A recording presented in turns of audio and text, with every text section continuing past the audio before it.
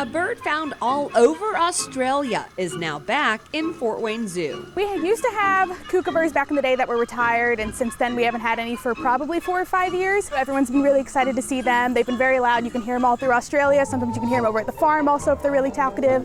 But they're pretty showy. They like to sit up front. Guests have been able to get really close to them, so it's been pretty cool to have them back. The Kookaburra pair came to the zoo late last year. 3-year-old Luke and 2-year-old Jade are a breeding pair. We're hopeful that they'll have some eggs.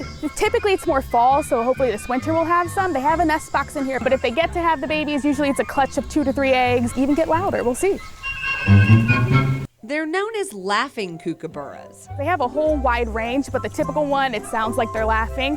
They're mostly talking to other kookaburras just to say, this is my area, please get away. Dusk and dawn is when they're the noisiest. They like to call when it's getting darker and lighter, but you'll hear them throughout the day. Typically when they're fed is when they get super loud and you'll hear them singing around. But yes, they're very, very noisy birds. While they're famous for their laughing sound, the way they eat is no joke. They are a member of the kingfisher family, which we have belted kingfishers, I'm pretty sure, in Indiana flying around. They're much smaller.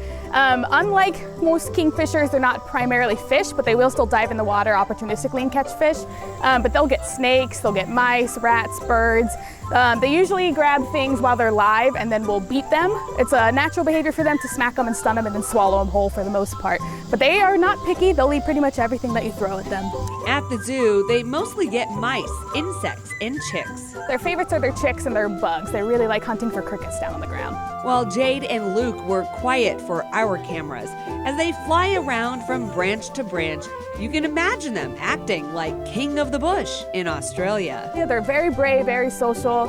They live in usually large flocks with their family. They'll hang out, very territorial, keep things away. So now the question is, do you have an old gum tree in the exhibit? We do not. No, yeah, I've heard a lot of guests singing that song.